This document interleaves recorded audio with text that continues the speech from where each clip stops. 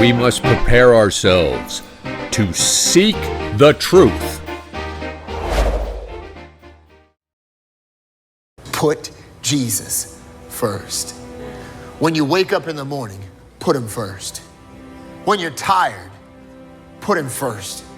When you've got so much going on and it's so busy and there's so much to do, put him first.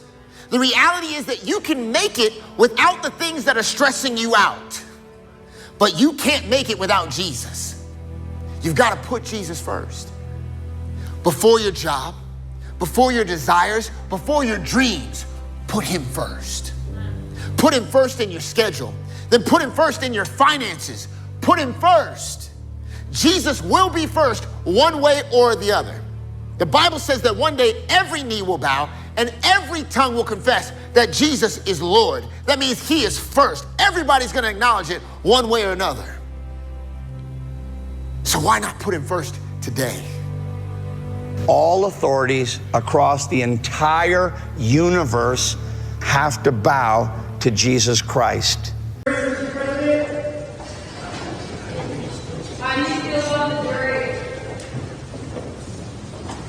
Thank you very much.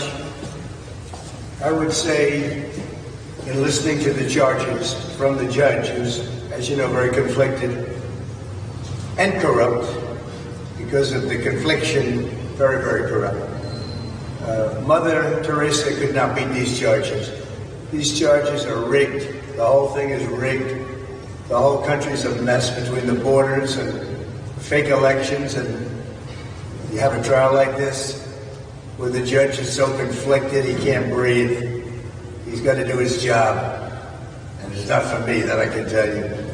It's a disgrace. And I mean that. Mother Teresa could not beat those charges, but we'll see.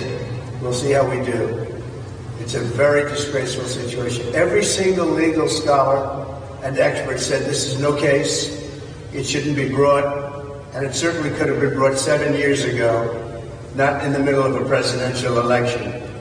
It was all done by Joe Biden. This judge contributed to Joe Biden, and far worse than that, but I'm not allowed to talk about it because I have a gag order.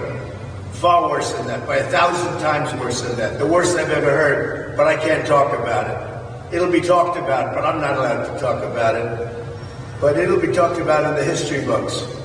What's happening here is weaponization at a level that nobody's seen before, ever. And it shouldn't be allowed to happen. So I'll stay around here. This is 5 weeks. And 5 weeks of really essentially not campaigning, although I took a big lead in the polls over the last few weeks. Something's going on. Because I think the people of this country see that this is a rigged deal. It's a weaponized deal for the Democrats to hit their political opponent. For Joe Biden, the worst president in the history of the United States. He's destroying our country. He's letting millions of people from jails, from prisons, from insane asylums, from mental institutions, drug dealers pour in.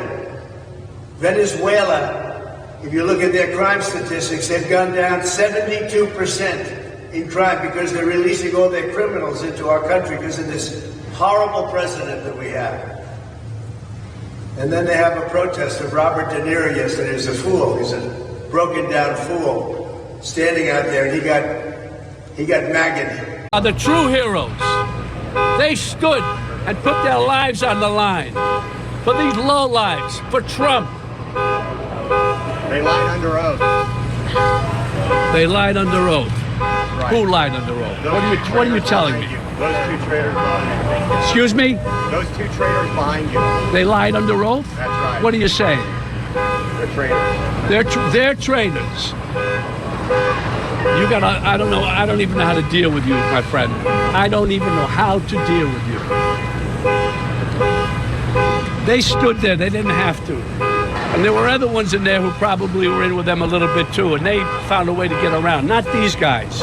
They stood there and fought. For us, for you. For you. Well, they weren't fighting for me. No, they fought for you, buddy. You're able to stand right here now. They are the true heroes. I'm honored to be with these two heroes today, from former Capitol Police Officer Harry Dunn and former Metropolitan Police Officer Mike. He got maggot yesterday. He got a big dose of it. USA! USA! USA!